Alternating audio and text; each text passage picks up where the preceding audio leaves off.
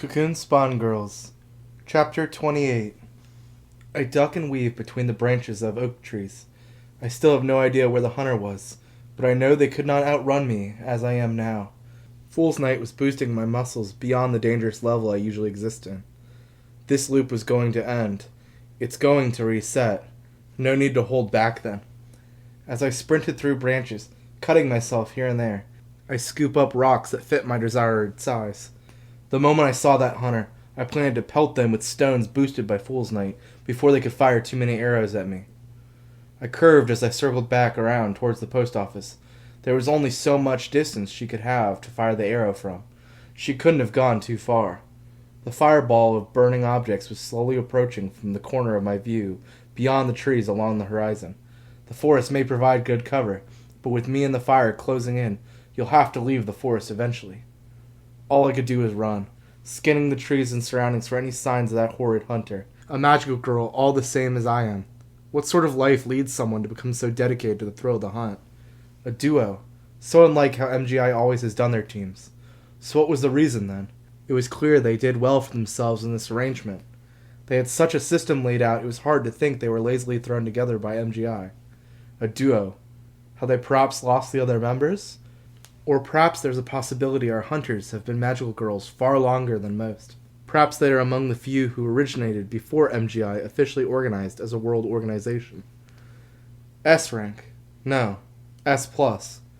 Tiki told me there weren't many who could handle that burden. Tiki was only S-, and here we face at least one S+, and I bet my current prey falls under S as well. It makes sense. The most twisted would be those who lived through the 2 months. It was 4 years ago that the disease came to our planet from those giant ships in the atmosphere. Spawn began appearing not even a week after. MGI was established 2 months after that. But when they arrived, they had their magical girls ready to show to the media. I'd never really given it thought until I became a magical girl, just how quickly they had solved the disease and shifted it into a weapon. The early magical girls are all but gone.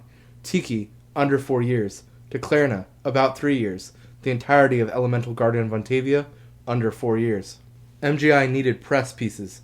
They wanted merchandise, and so they refined their craft and produced better, more marketable magical girls.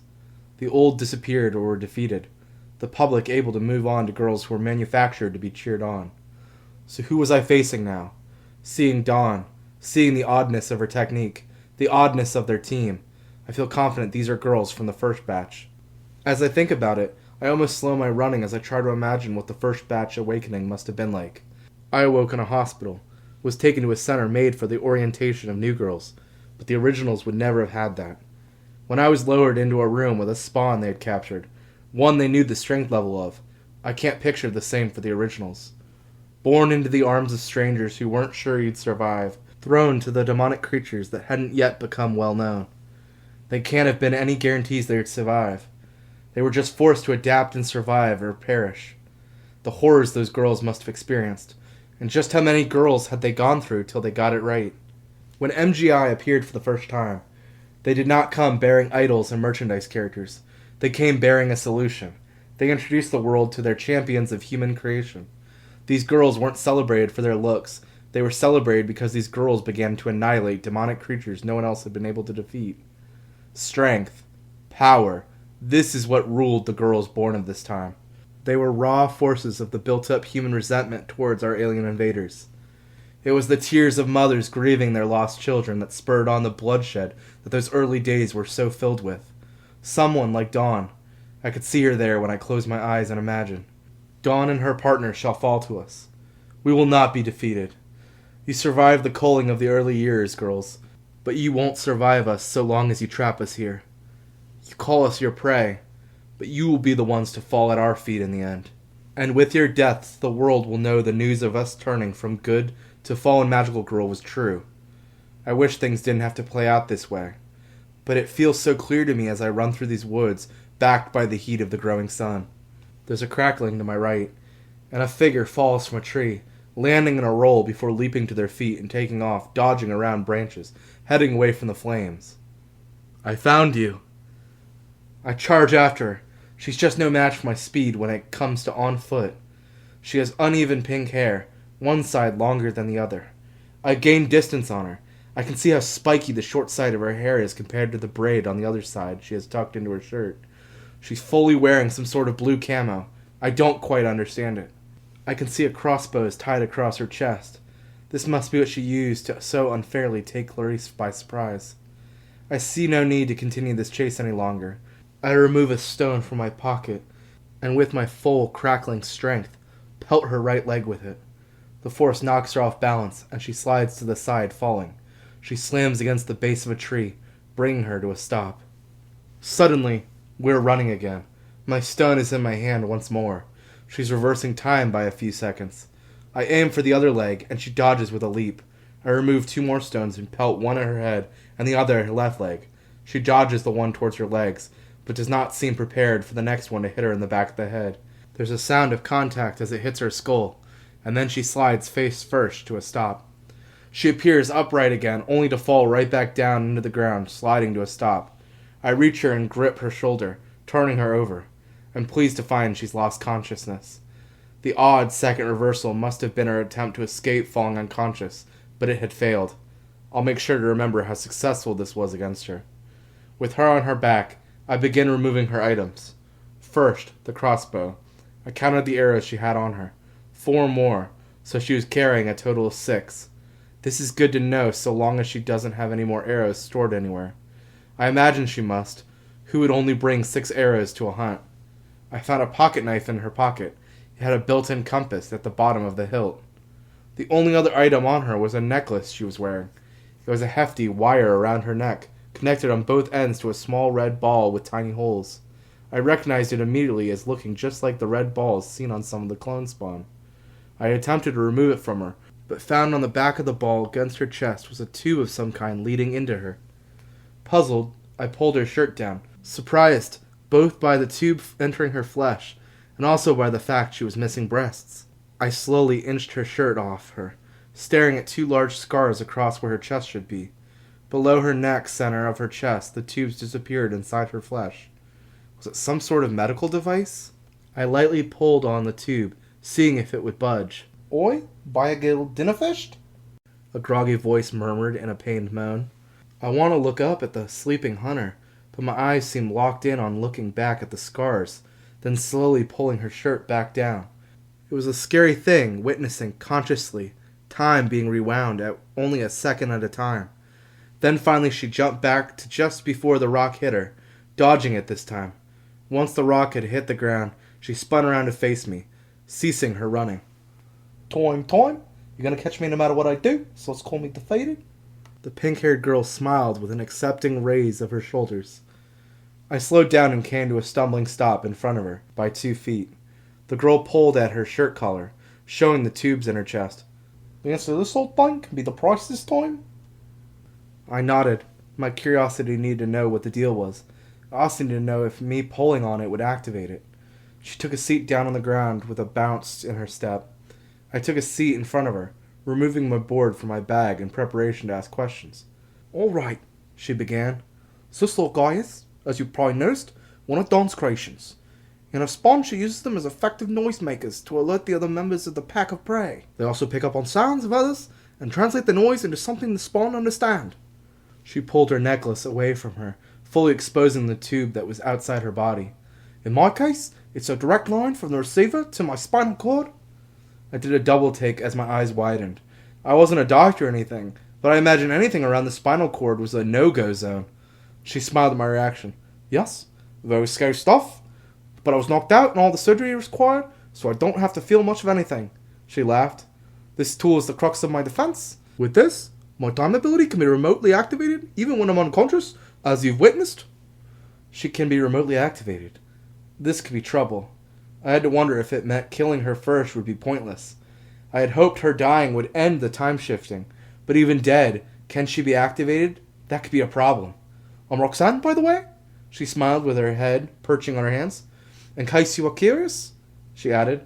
I wrote my own introduction to be polite. "Hello. Nice to meet you. I'm Sophia." "A pleasure." She fell forward and on her stomach held out a hand to me to shake. I didn't know what to do in response besides shake her hand. She climbed back up and sat down on the ground. "Having much fun yet? But your friend be wicked surprised when that arrow got her, am I right?" Her attitude was not what I was expecting. It was kind of throwing me off. She's dead. Roxanne smirked. Just means you get to tell her all about how she died now. Oh wait, she grinned wider. You died the round before, I believe, right? Oh man, that's just precious. She began to giggle. Your friend is going to get all worked up trying to tell you how you died, and then you're going to have to tell her that you know. And actually, you've got something you need to tell her. I was not seeing the humor in both of us having to relive each other's deaths to retell them. Why do you do this? The hunt? She asked in a confused tone. Well, I guess because we're hunters, and that's what we do and stuff. Hunt you fallen magical girls, or whatever reason MGI has to want you gone. I was about to ask another question, when Roxanne began chatting away. You young girls, you really have to give your thought to what it is you want to do with your second life. Have you given any thought to any of that? What was next for the magical girl Sophia, before you became a fawn or whatever? I wanted to keep enjoying life with my friends. I wanted to be a good magical girl. See? And that's great and all. Bet an MGI would have loved to hear that one. Full marks and stuff. She sighed. But you're stuck living in this tiny picture of today, not seeing all the big picture stuff. Like? Look at me. What do you see? She motioned towards herself. The girl hunting me and my friends. Pink hair. Has a flat, scarred chest and weird tubes in her. Hi? She growled. I'll have you know that's from breast cancer? She raised an eyebrow. Better make sure you get your checkups and stuff, or you might just have it too. Don't ever forget your girls now. I admit, I had never considered getting any sort of sickness or disease. I'd already caught the spawn disease. I kind of figured that was the end-all be-all. I feel bad now for calling out her cancer chest. Anyway, she started again. What I was trying to get at is my beauty. How old do you think I am? 15? 16? Try 30-something. Mentally, that is. She chuckled. And yet, here I am. I mean, look at this body. I'm in my prime, and besides my run-in with cancer, I'm as healthy and full of life. 30? How? How long have you been losing years inside time loops? They'd reversed hours here, not even a full day. But over and over, add that up and you must get years. That's what I'm getting to talk about? The big picture? And all about how we live and how we die now that we're magical girls? Think about it? Seriously? Who's gonna go to our funerals? She paused for a second. No one? Your old family think you're already dead, even if they can still remember them? The public only ever mourns the heroes of battle, and if we keep winning, and then one day defeat the spawn creatures, then what? I had to admit, I had no idea. I'd never once thought that far ahead. I kinda just always pictured fighting Spawn forever. The answer is my true enemy, old age. If we keep on winning, our only lifelong reward is to grow old until we die. It infuriates me. She kicked out one of her legs. With age, the body wakens, you begin to feel you're in decay all around you. Your eyes go blind, your muscles lose all strength. Simple things like walking on a cistern escape your grasp. She shook her head back and forth quickly. It just doesn't make sense. Look at me. Look how perfect I am. My power, true the gift among gifts. I'll look like this until I eventually die. I will never decay. I shall never rot. I'll simply exist until my time runs out, and then I shall die as beautiful as I am lived. Surely you won't die for a long, long time. Won't you eventually age? I asked. She laughed. MJ did the math when I was born. I should be dead by the time my body reaches 24. That's not long. Could be sooner, if I kept using it over and over, back to back. She grinned as she thought about her beautiful death. It's the cost to turn back time. 2 minutes for every one I take away. If I've been a magical girl for 4 years, and I've lived an extra 14 years, I think I've probably already burned up at least 28 years. Why not just stop using your power? She looked at me with cold eyes for the first time. Were you listening at all? I won't allow myself to waste away and rot. She made a sound at me. She then stood up, brushing herself off. On board of all this? Back to the hunt? Wait, I held up frantically. See you later? She smiled. Or should I say, I've already seen you? She laughed. Before I had time to write another word, I was suddenly back inside the post office. I looked up to see Clarice bringing me a chair. It was 38 ST again. Clarice was alive. She motioned me to sit down on the chair. I did. I quickly pulled out my board as Clarice began talking. Those clone spawn are going to be here real soon. They're easily drawn in by... She paused, seeing my board I was holding up. By the fire, Tiki's coming, different loop, you died, last loop, I died, the one before that. Clarice stares at me, blinking. King begins to laugh.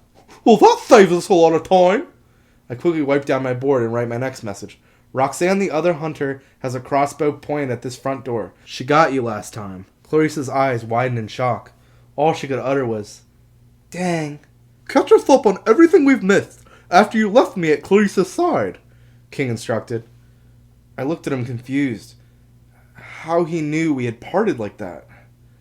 He gave me a shrug that I understood to mean don't worry about it. I have my suspicions King very much does remember the last loop.